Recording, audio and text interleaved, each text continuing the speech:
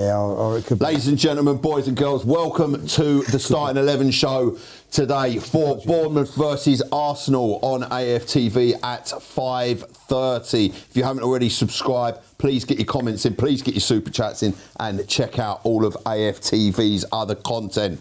I am here with two superstars, two legends in the game. First, on my left-hand side, let me introduce to you, this guy does it all. He's on Sky Sports, he's on Talk Sport, he's everywhere, he's on Made in Chelsea, the lot. Please, introducing to you, Christian Ty. Appreciate it, man. Thank you. How are you, mate? I'm good. Yeah, I'm good. Yeah? Looking forward to this today. Big opportunity. It's a must-win, so yeah. Good stuff, good stuff. And on my right-hand side, the living legend himself, the man that brings the gavel down, Lee the Judge Judges. Wow, thank you very much. Can't be at the game today because I'm injured. You're still injured? Oh, I'm in bits, absolute bits. Like, you know what I mean? Sitting down's the worst. If I'm walking around, it's all right, but like, sitting down is awful, like, you know. But listen, you can't miss the game, you know. Still here. Still here, battling on, like, you know, so big game. Well done. So, yeah, listen, as you said, absolutely huge game today. Currently we're 3 points in front at the top of the table, 4 points of City. Villa done a job on Nottingham Forest today, 3-1, after we absolutely smoked them on Tuesday night. And,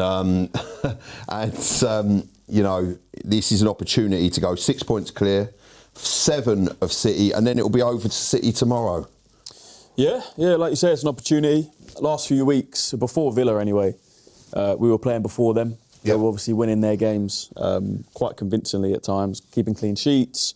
It wasn't just Haaland scoring, so I think that, you know, put the pressure on us. At the start of the season, the narrative was Arsenal were the better team, it's just Haaland scoring for them, but that started to change.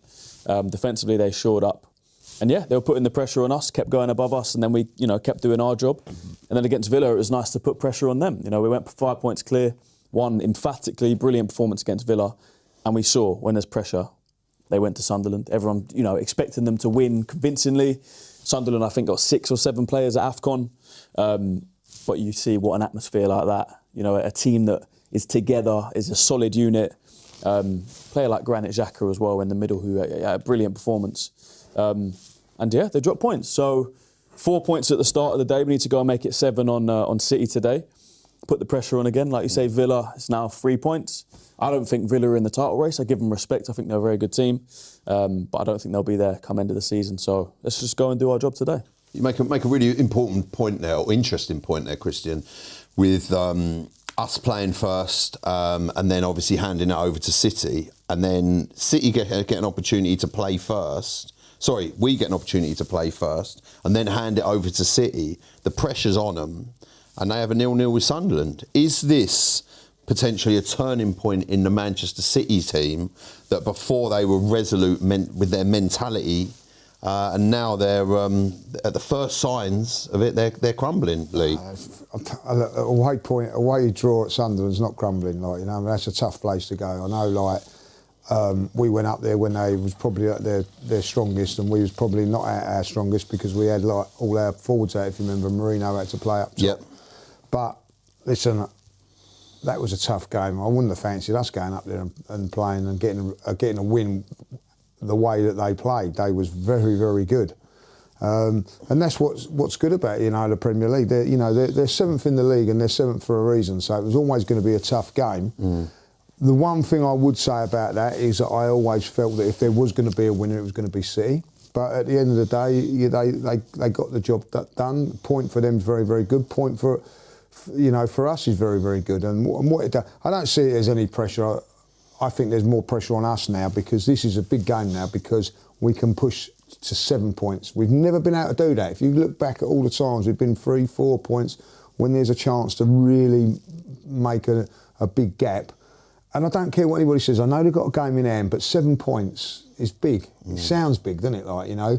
And then if they don't get the result against Chelsea, which they probably will do because they're in disarray at this moment in time. What a time to take Chelsea on, by the way. Yeah. A little bit of luck for them. They've had, as Christian said, 6 players at AFCON. They've got their best central defender. Well, I don't know about their best central, because the 2 on the other night were outstanding. Fantastic, yeah.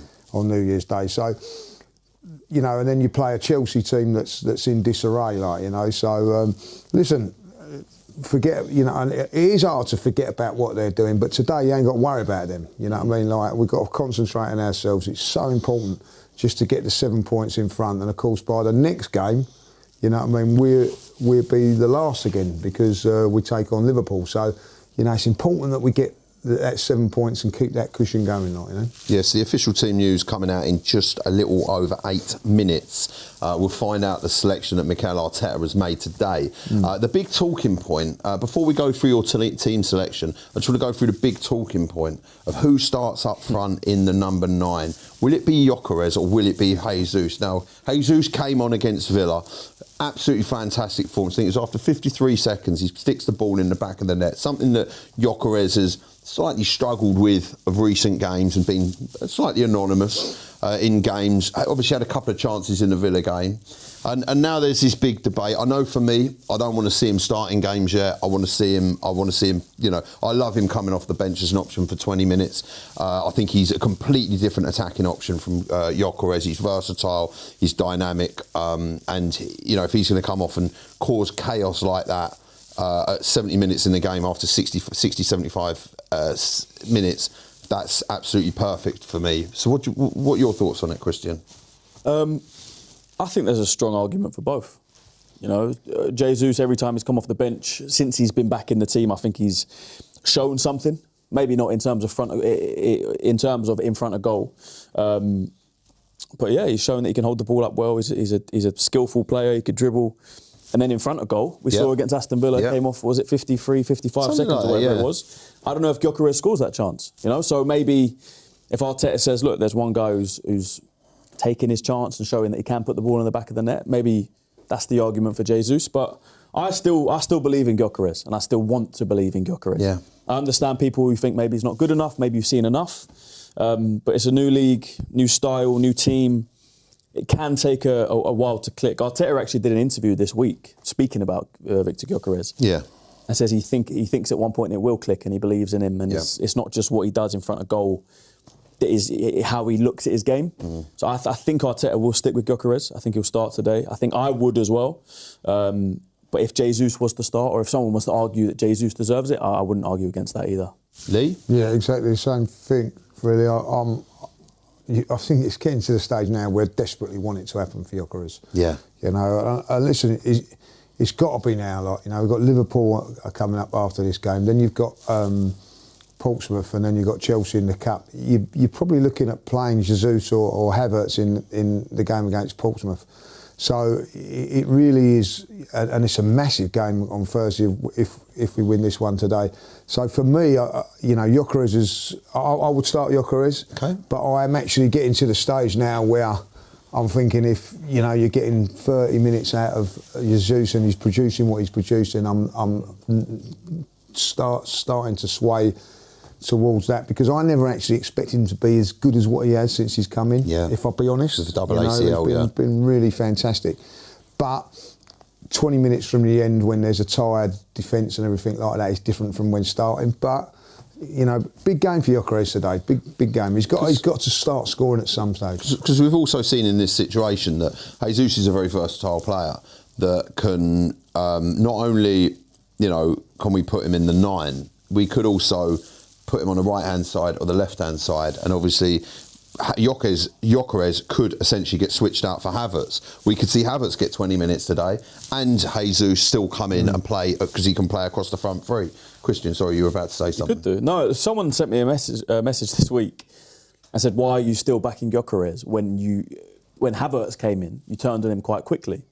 And I did. You know, I'm still not the biggest Havertz fan. I think a lot of the revisionism on Havertz is because he's been out. A lot of the time when a player's out, they suddenly seem like they're the answer. Yep. Havertz was missing a lot of chances, putting in a lot of poor performances. Yep. I'm not his biggest fan. I think there's a decent player in there, but I don't think he's the answer to our number 9 problem. So yeah, someone said to me, why are you still backing Gyökeres when you turned quickly on Havertz? The difference was, Havertz was in the Premier League for a couple of years, and I watched him week in, week out at Chelsea not do the business, not be a player that I particularly rated, not a player that Chelsea fans particularly rated highly. You know, a lot of Chelsea fans were happy to get rid of him.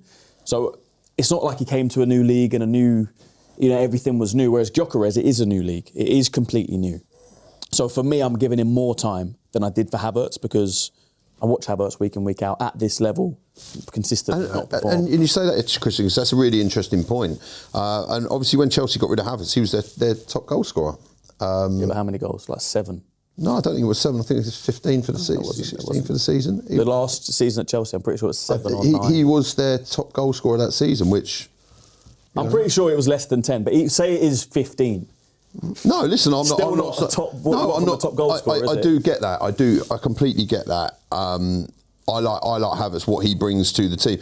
Like everyone says about Gyökeres, what he does off the ball. I think Havertz does a hell of a lot off the ball. He's a very physical player. He's very durable. He gets into these positions. If Havertz was more clinical, he would be a frighteningly amazing player. Yeah. But he's just in front of goal, sometimes sticking the ball in the back of the net. That's the problem you've got in a minute, because what you're saying about Havertz is what you're saying about Gyökeres, and the difference is that Gyökeres is brought to score goals. You've got someone that can hold the ball up, bring other players into play, do all of that stuff, and work hard, and create chances, and score 15 goals in a season, which he did at the back end of our very, very good run a couple of seasons ago. But the one thing I will say with Havertz is the weakness of his game is the clinical finish, the easy finish. You go back to the game against Man United last season, 2 virtual open goals. You'd expect Gyökeres to score them. The worrying thing at the moment is that Gyökeres isn't getting those sort of chances. If he does get those sort of chances, I think he would bury them. Yeah. So a little bit of news that Saka is going to be on the bench. Yeah. Which is what you predicted on. So just quickly, as we've got the team news coming out in a little over a minute, I just want to see you guys go through who you want to, the starting 11, your predicted starting 11, that you guys want to see. Well, obviously, I don't want to see Declan Rice, even though he's travelled. Like, I'll be honest. You know what I mean? So I'm torn. I don't know about you with playing Gabriel. Okay. Yep. But I think we'll go with him. So like the Gabriel. I played Ben White today. Okay. Instead of Timber. Yeah. And on the left hand side, Nketiah. Yeah. Midfield. Zubi. I say midfield. I think like Marino, Odegaard, and Zubamendi. I would love to see Eze start. I would love to see it be Eze and Odegaard, but I think that, and I think just the one change up top, which would be Madueke coming in for Saka. That's and then Trossard on the left and Gyökeres up front, yeah? If Martinelli plays tonight, I wouldn't be too downhearted by it. Okay. And if Jesus starts, I would be the same. That's the beautiful position we're in. I can see a front three of Saka, Gyökeres, Trossard and be happy. I can see a front three of Madueke, Jesus, Martinelli and be happy. Be happy, yeah. That's the squad we've got. It'll be interesting to see what he does today, because I think that there is a little bit of rotation. The one thing I think that's on our side is that we've got Sunday to Thursday. Yeah. And then obviously Thursday to Sunday again, and when we've got Portsmouth, I think there will be a lot of heavy rotation. Yeah. But I just think with Saka, I think I want Saka and maybe even Gabriel fresh 100% going into the game against Liverpool. That's mean I'm not taking too much disrespect for Bournemouth, but I think if you're bringing in Madueke and you're bringing in 1 or 2 other players, whether it be Eze, come on, they've got to do the business against Bournemouth. Yeah, because there's no point heavily rotating if you're not going to get a result, and then the rest of the, it kind of puts a spanner in the works for the rest of the season, do you know what I mean? Dropping points. So I wonder if Semenyo is going to start for Bournemouth as well. I know Iriola came out and said he hasn't played his last game for Bournemouth. But you're going to risk a £65 million player for one more game before he goes to City? Well, I think Man City would like that, wouldn't they? Because they're helping Man City out in playing today. Injured. That's the thing as well. I know it's always a question. Listen, from Man City's point of view, they'd be stronger with him in than without him. 100%. So they're playing. They'll play today. Yeah, no, I get that. That's a good point, actually. Man City would still probably want him to play because it makes Bournemouth a better side. Exactly that.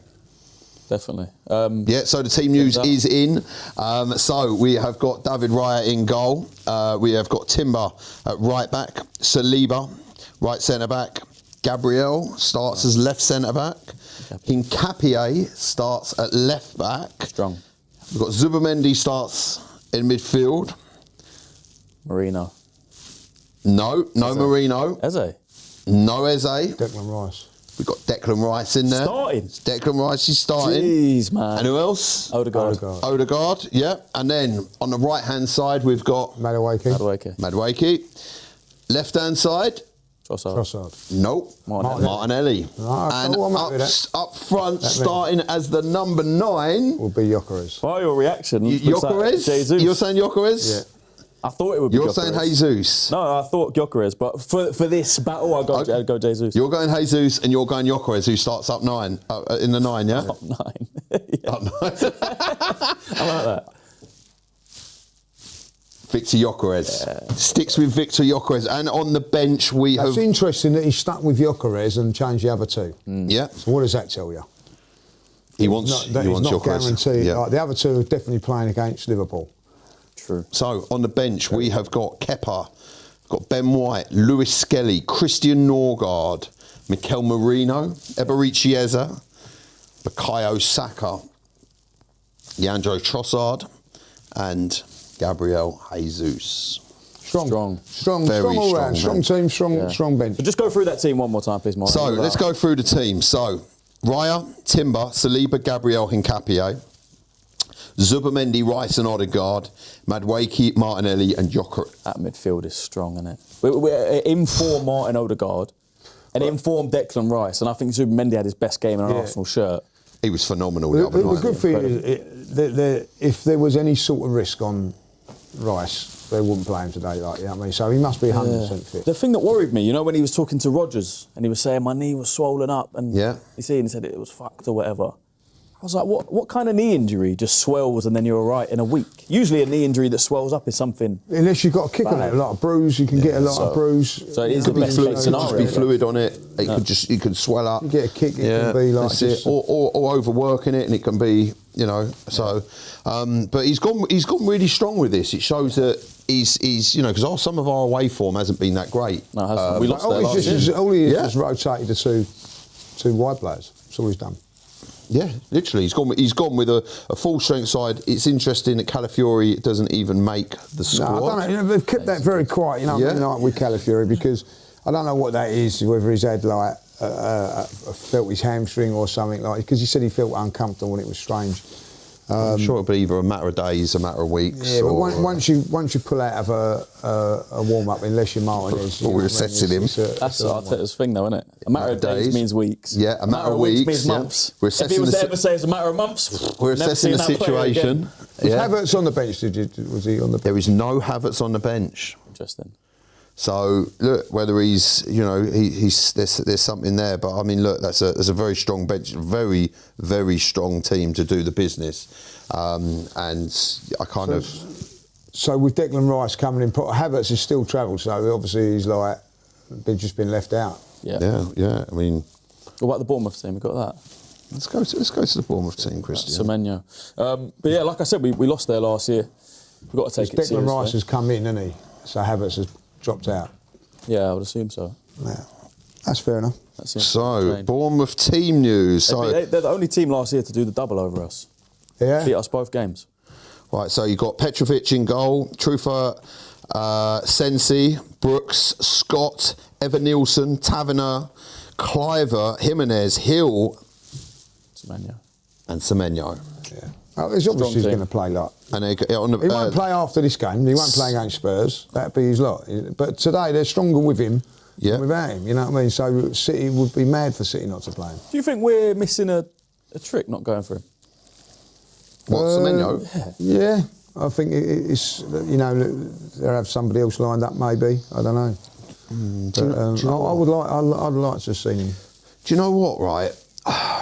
With Jesus coming back, I don't think it's the right move. I really don't. I don't. You know, you're spending a lot of money on a player in a January transfer window, which sometimes goes well.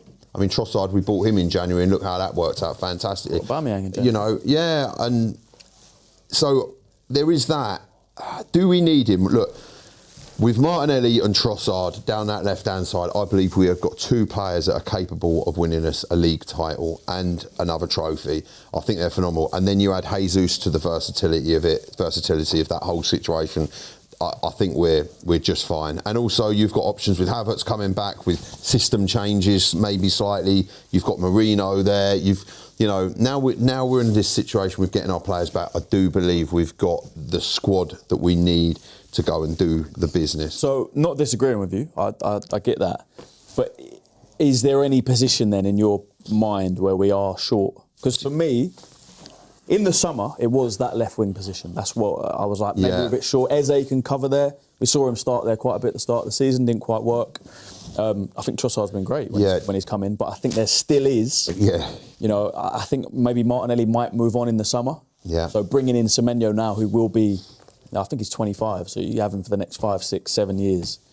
I think it would have been great business. I think he's a top player. And I think a lot of squads, like Man City, Doku's been on fire this season. Probably their second best player behind Erling Haaland. They're still going to sign him. You know, when there's a top player like that. I think Silvino is going to go to Spurs. I thought, or something, that Silvino is going to leave. Yeah, he's probably. Yeah, but didn't he sign a new deal? Does that mean anything these days? To be honest, Semenyo signed a new deal in the summer. Like, so you know, he's got a release clause. If you ask me, I just think there's one. I think when I look at everybody in the scene, we've got Repub. Well, I don't think we've got anybody, which is going to be difficult, that can do what Declan Rice does. I think so. Maybe that's what I would look for, a midfield player that could come in and do that job. But when you look at it today, as you say, Havertz is, desperate for minutes really, but he hasn't been able to get on the bench today. Wanyery's not on the bench today, So listen, the only reason probably Havertz was on the bench for the game against Aston Villa was because of Rice being out. So, even to get on the bench now is going to be like, you've got Mosquera that's still out injured to come into that squad. Yep. Who are you going to leave? There's Calafiori's out injured. Calafiori's out in it. So you've got two players that are going to come into that squad. There is going to be a big name every week left out. So the trouble is adding to that. If you bring in somebody else, you're adding to that when everybody's fit. And at the end of the day, what you want to keep, the one important thing is harmony. I know we've got a lot of games, but footballers are not stupid. When there's a massive game and you're not on the bench or you're not involved, you know what I mean? So, listen, this is where Mikel's got to manage it very, very well. If you think about that then, there's 3 positions where we've got 3 players, right? At left back, you've got Calafiori, Hincapié and Miles Lewis-Skelly. If everyone's fit, you've got those 3. So one of those will probably miss out on the matchday squad. I think Calafiori's first choice, looking like Hincapié's second choice. So we might see Miles missing out on some squads. The number 10, you've got Odegaard, Eze and Ethan. Yeah. I think Ethan will miss out on a lot of squads, which points for me to him going out on loan. I think he's going to Bournemouth. Yeah, and then you look at the striker. You've got Gyökeres, Havertz and Jesus, who are all fighting for that position. Obviously, Havertz is missing out now because he's injured. But if he comes back and he puts, forward some performances, be really interesting. Leave one of those out as well. Really interesting after the Liverpool game, what that team will be going down. Like obviously, Gyökeres won't play, but who does he choose? Does he choose Havertz or does he choose Jesus in that game? You know what I mean? So it's going to be very, very interesting. Well, why do you say Gyökeres won't play? Well, against Portsmouth, I think he'll be rotated out. Oh, Portsmouth! I thought you said. I thought you meant Liverpool. You know what I mean? I think Liverpool game depends on the day. If I'm Gyökeres, I'm looking at that today and I'm thinking, right, you've left out Saka and Trossard, and you've not left out me. You know what I mean? Like you'd think if he was banging in goals, I don't know. You know what I mean? Like you'd be looking at it and going, right, it basically. I don't care what anybody says. You're talking to Saka, whether you've spoken to him in the hotel or whatever. You're saying to him, it don't matter if Madueke scores 6 goals today. You're playing against, Liverpool. Same with Trossard. Martinelli might get an hat-trick, but you'll still be playing against. It's harsh, but that's how he is. But with Gyökeres, you know what I mean. I don't think they're saying that to him at the moment. You know what though? That happened against Bruges. Saka was on the bench. Madueke scored. Yeah. Trossard was on the bench, Martinelli scored. Gyökeres did start through the middle, and then he started the next game. So I get your theory, but I don't know if that's guaranteed that he's saying you're starting because Jesus is starting the next game. I think it's still up for grabs. I think Saka has that right wing position, Trossard has that left wing position. At this moment, I think that striker position is and he's got still anyone's. And he's got to nail it today, as far as I'm concerned, because I think at the end of the day, and I know that they have their meetings and everything. And listen, there's nothing better than going into meetings, squad meetings as players and whatever, and you walk into them knowing you're starting, knowing you're going to be playing. You know what I mean? I think Saka will walk into the meeting against Liverpool. Same. But all the time you're thinking, right, when you're going at me, am I playing? Am I not? Like, the only one way you can stop that happening is keep banging in goals, and then, like, if you go to the game against Portsmouth or someone like that, you're going to be rotated in that game. But Liverpool at home, if he doesn't score today, he's going to go into that meeting 50-50. I might be playing, I might not be.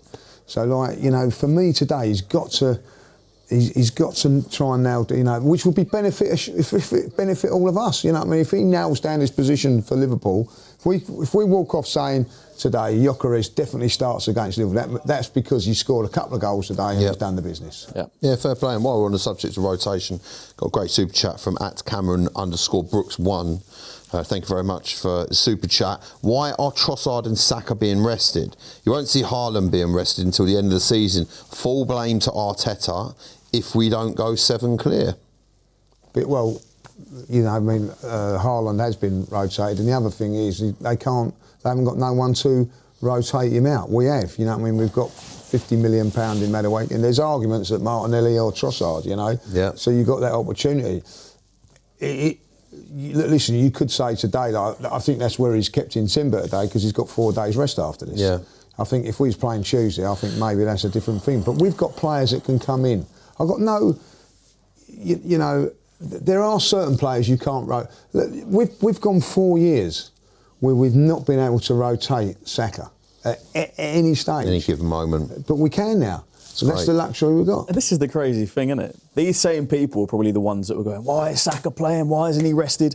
Now we have players to rest, to be able to rest Saka, and people are complaining that we're resting Saka. It's like, you can't really win. The only way we can win, or Arteta can win, is that Madueke goes and does the business. There you go. So another super chat. Listen, if he doesn't do the business, then we're going to sit here and go, no, you can't. Yeah, you can't rotate him. But then the question is, why have you gone ironed out 50 million quid on Madueke? And if he can't do the business, that's the truth. Got to do the business. No disrespect to Bournemouth, but this team has been getting absolutely ploughed most weeks. Yep. So if we can't go as top of the league and go there and do the business on them, there could be some bigger issues than we thought. You could also ask the question, is Madueke good enough? Would Madueke start for Bournemouth? Of course he does. The answer is yes, so he's good enough to start against them. There you go. So another super chat from @Pratham014. Semenyo will warm the bench at City and he will be sold in 18 months. We need definite ceiling raisers. Semenyo isn't it. Do you know what? That is a good point, because Doku is having one of the best seasons he's had. He's been absolutely phenomenal. But he's been injured and they ain't about to replace him. So there's certain players you can. Look, Haaland's like Declan Rice to a certain degree in a different way, but don't matter who you are, go and get a replacement that's nearly as good as Haaland. Yep. Well, he's not going to go in there as a backup.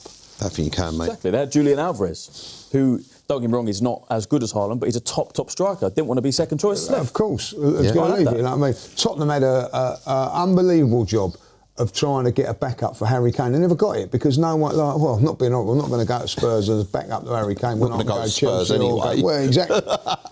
So we've got that, we've got that same problem with Declan Rice. You're going to go up, I don't know, you go up to a midfield player, I don't know, you name one, I don't know, and you go to him like, well, where am I going to play? Well, you're going to be back up to Declan Rice.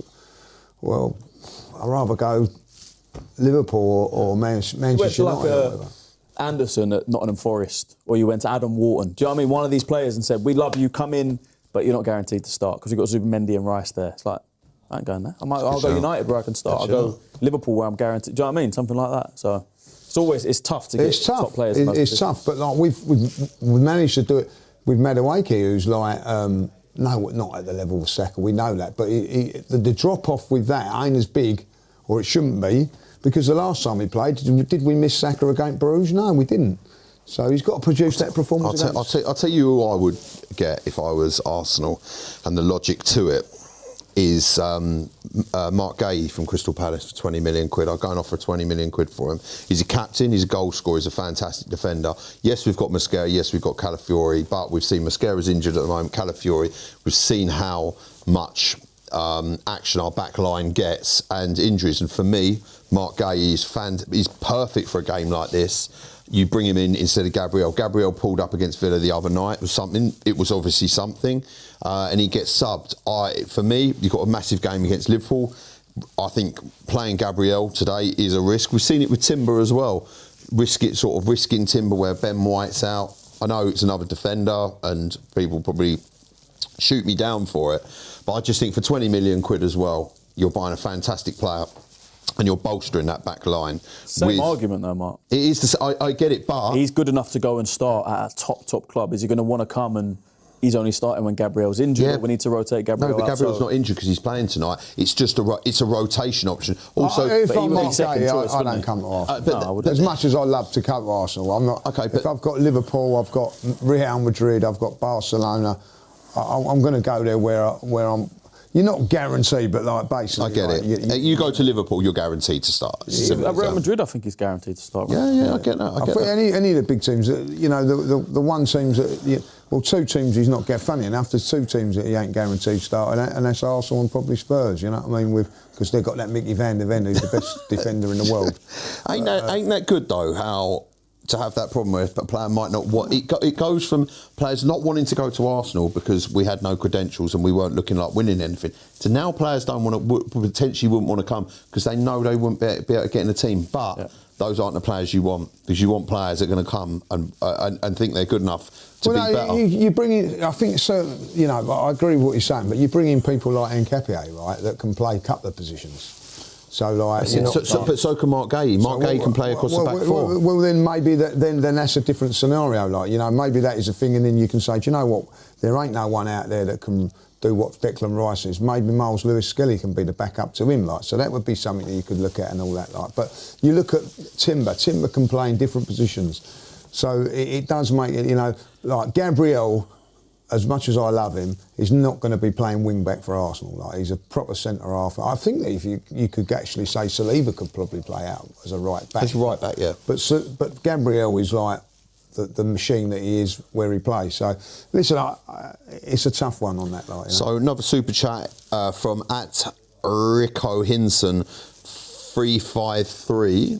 What's going on with Eze and his lack of playing? Odegaard, simple as that. There's no sentimental thing in football.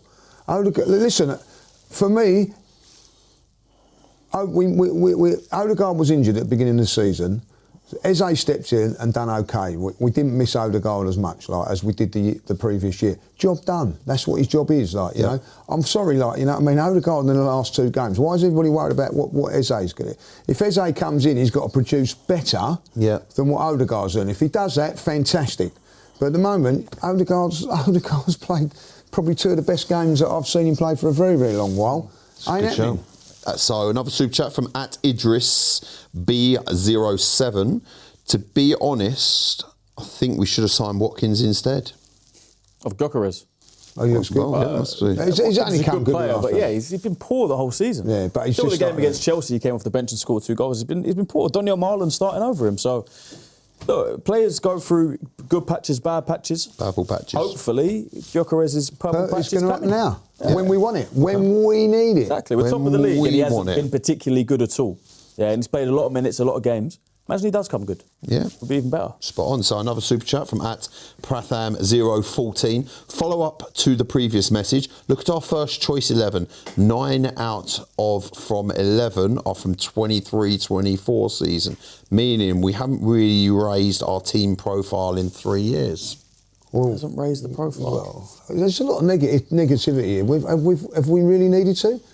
Well, over the last 3 years, we've been probably been the second best team in the league for the last 3 years. So it only needs tinkering. Why would you dismantle it? And you know what I mean? It's fine margins now. Arsenal's chances of winning the title are fine margins. If you look at the goalkeeper's been here for 2 seasons now. Timber 2 seasons. Gabriel 4 or 5. Saliba 4 or 5. You know what I mean? It's just tinkering. It's just a little tweak. Tinkerman. It's a little tweak here and there. Bring back Ranieri, yeah. Look, if you look at Mohamed Salah's interview he did with Cecil, I think it was the start of the season, I don't know where it was, PFA Awards or something. PFA Awards, He said to him, who's your favourite? He said Arsenal. He didn't say because they're the best, he didn't say because they got the most quality player, he said because they're a unit. Yeah, they've been together for the longest. a while, That Liverpool team that won it last year, they were together They were building on something. Like Lee says, sometimes it just takes those little tweaks, those little, a few quality players here. If you lose a player like Partey, you can replace him, and so we're in a perfect position right now. Here's one for you, at Alvin2990. But you've got to ask how many goals Eze has versus Odegaard. Well, are they in the team to score goals? Does Arteta want a number 8 or a number 10 that scores goals, or does he want a player that keeps the ball ticking over, progresses it forward, gets assists, helps out with Saka? I think Martin Odegaard is not in the team to score goals. We know that.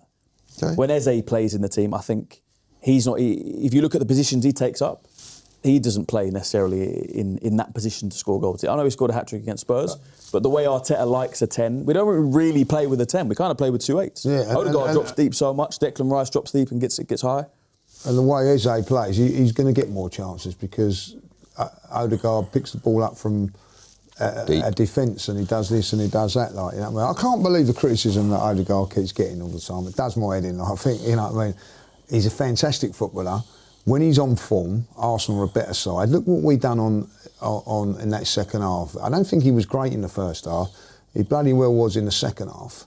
And look what we do, So, listen, and then straight away he has a fantastic game against Brighton, scores against Brighton. Oh, it's only Brighton, who are 7th, 8th in the league, right? So, OK, and he steps it up against Villa. And now as well, Eze scored more goals. Eze scored 4 goals, I think 3 of them against Tottenham, maybe if Odegaard played that game, we'd have got 4. I don't know. Odegaard is one of those players as well. When you watch him in real life, I think you see the level. Like you two, a prime example. You're both at the North London derby. You both watch Eze score a hat-trick in person. It was great. But you both watched Odegaard over the past couple of games. Yeah. I think you can both, like Lee's saying, you can see who on their day is clearly the better player. For me, Martin Odegaard's been the man of the match past 2 games. Yeah. Eze's had brilliant performances, but Odegaard, if you're asking me, and my honest opinion, Odegaard's a better player. On their day, Eze's a moments player. There's a difference between. This is exactly right. But if you ask me the simple question, who is a better player? Well, if you're asking me who I'm playing, you ask Arteta. Arteta's. Odegaard's fit. He's in. On their day, they're both fantastic players. They're both unplayable. But like you say, Eze's a moments player. So on his day, if he's bringing those moments, he'll bring you two or three of those moments, or 4 maybe. He's phenomenal, and he will score you goals. Is he as dynamic as Odegaard? Like you say, Odegaard can move the ball around, pick the ball up, run around with it. Eze's a bit lazier than that. He's not that sort of. Not that he's just sort of pick the ball up, and he will stick it in the back of it. He's a lot more clinical. He'll get you more numbers, assists, and goals in that position. But I think he's not as consistent as Odegaard, even though Odegaard's not been that consistent. But in the last 2 games, he has. And also, finally, Odegaard has been at the Arsenal for 2 or 3 years. So the familiarity of how you want to play, how Arteta wants to play. Arteta trusts him. So players trust him. They're the ones who voted for him as captain. Yeah. Super chat at at Phantom of Many Topics. Oh, I like that. I love these handles. They're so creative. Chelsea fan wants Madueke back. You look at who they've got on their wings now. Don't get me wrong, Esteban's a top young talent. Pedro Neto. Come on, it's not it. Garnacho. Yeah, Garnacho. I mean, Gittins. They got rid of I think Esteban's a better player than Madueke. But apart from that, he'd be their second best. They got rid of 2 of their better players, Madueke and their centre forward. We all know what's happening at Stamford Bridge now, mate. It's falling down. Nicholas Jackson, I think they've. Chelsea made really good. Made loads of mistakes, Chelsea. Keep making them. 15 points behind us. 15 points behind us. They were celebrating. Honestly, they were celebrating in the streets because of that draw against us. And I get it. We had 10 men that day, and they thought that they was going to win the league and challenging it like that. They have fallen off a cliff since that game. Yeah. Okay, so I'm gonna before we come into predictions, another super chat at Guara Kohiraka. I hope I pronounced that right. Please don't probably not hunt me down if I haven't. I hope Madueke has a good game. Saka reality check. Another one at Onin Dawson 1672. Is Noni more Saka or more Gervinho? What? More Saka or more Gervinho? Is he more Saka? So is Noni Madueke more Saka sort of player, like great, or is he more Gervinho? I think he's definitely, in terms of quality, he's closer to Saka than Gervinho. Yeah. Gervinho was a very, very average player, but yeah, I think the only criticism on Noni is the end product. Yeah, I think he's actually, in terms of dribbling ability, beating a man, probably better than Saka in terms of a piece of skill, but in terms of output, Don't think Club Brugge would think that, mate. That end product. No, I know, but that's what I'm saying. We need to see more of it. That was his first goal this season. It was a. He hasn't scored in the Premier League, has he? He's done it all in Europe. He hasn't. No, he has scored in the Premier League. I don't think so. I don't think he has. Both in the Premier League. I think they was both in the... He scored 3... I think they was in the Champions League, I think. All right, That's what Saka brings you. You know, he's not the most skillful player. Jack Grealish did an interview I saw a thing with Grealish, and he said they were talking about skillful players. He was like, Bukayo's not skillful. He's not.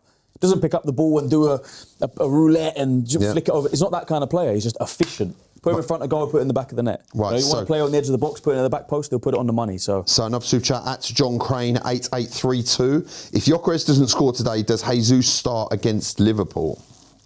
There's a conversation. That is a conversation. Depends on the overall. Definitely. performance. There's a conversation for that. Yeah, there is definitely. I personally wouldn't start Jesus yet. Yeah, I reckon Gyökeres will. We're sitting there saying this is the same thing. No, against Brighton. it's now or never. Okay, so at Alvin2990, it's just one Villa game. Calm down, Eze still top. Eze still top? As in, must be talking about the Odegaard. I disagree. He was brilliant against Brighton. He was very good against Everton. You see, you know, he did have a decent game against Everton. He wasn't like the levels of the Brighton thing.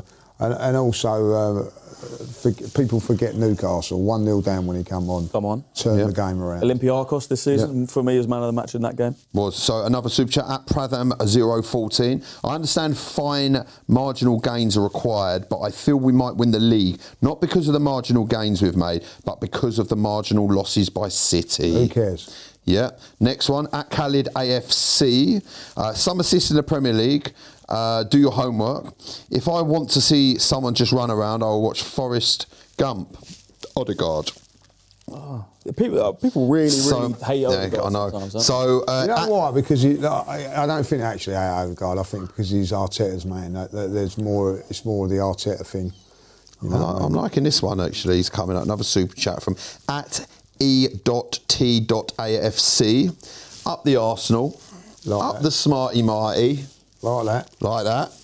Your nickname, you give me. Up the Christian. Down the Lee Judge's back pain. Oh, thank you very much. Definitely down that. I'm not too sure about up the Christian. What does that mean? Well, up the Smarty Marty as well. Oh, Lee, you always have to lower the tone, don't you? Mr. Judges, you naughty man. Down the Bournemouth. Yeah, big up yourself. Thank you very much. Appreciate the love. It's greatly received. What kit were you in today? The blue kit? No, we're white. wearing this, mate. We're wearing this kit. This is the one, mate. Should have warned you, Christian. I did message you earlier and say let's wear it, and I messaged you as well, but no one wanted to turn up in it. It's just me on my own. Do you know what I mean? I don't wear white. Do you not? We actually haven't been very good in that kit.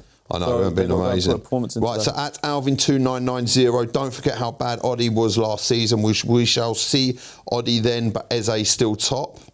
Listen, he was horrendous last season, like, you know what I mean, because he had a terrible injury. He never quite recovered from it. I need to get through these super chats because we are going to go through some predictions quickly. Then, guys, we have got a massive watch-along coming on for the game where you will have Christian and Lee and another guest, and we will be watching the game live from the Vitality Stadium. At Thomas John 84, Saka on the bench, FPL owners crying. Yeah, I've got him. Yeah? So I missed like 5-6 weeks of that anyway, so. Okay. Fantasy. Do you guys? Oh no, I didn't know what that was about. I just thought FPL, so Fantasy Premier League. Yeah, I don't do that. I do it at the start and then I just. I'm not into all the game, but I can't get my head around it. If I'm honest with you. Well, I can't have I can't believe it. Oh, I've put Harry Kane as my captain and he scored 3 goals. You know? Yeah. No. Just keep it to how it is. Thank you. Let's go. I'm going to come to some predictions. Christian, I'm going to come to you first. What is your prediction for the game tonight, the big one? 3-0. 3-0. 3-0 to Arsenal. Solid 3-0. Lee. I'm going 5. 5. Are ya? I think like we're in for a big Oh, I game. like that. I like that positive. I'm going for 4. I think See, now when I Arsenal start gonna- hitting these 4s, no one's laughing at me. I did this the other night Oh, against Villa, I think we're and it was gonna- all like, what, we're gonna hit- 4-1? If we hit the heights Yeah. of that second half performance, I don't think They're getting smoked. Listen, And we've got Rice. Villa are a very good side. They proved it again today when they've pumped Nottingham Forest. That they could not cope with us in that second half, and they're the second best team in the Premier League as it stands. All right. You know, it's up to Arsenal. If Arsenal want to do it, they can. Simple as that. And having Gabriel back, Rice back, there's goals in this today. 100%. So, guys, get your predictions in the chat column. We are going to be taking a break for 15 minutes. We're going to be back live at 5 for the big one. Yes, it's Bournemouth versus Arsenal, and I can't wait for it. So, guys, don't go anywhere. We'll be back with these two beautiful, fine gentlemen. We will see you soon.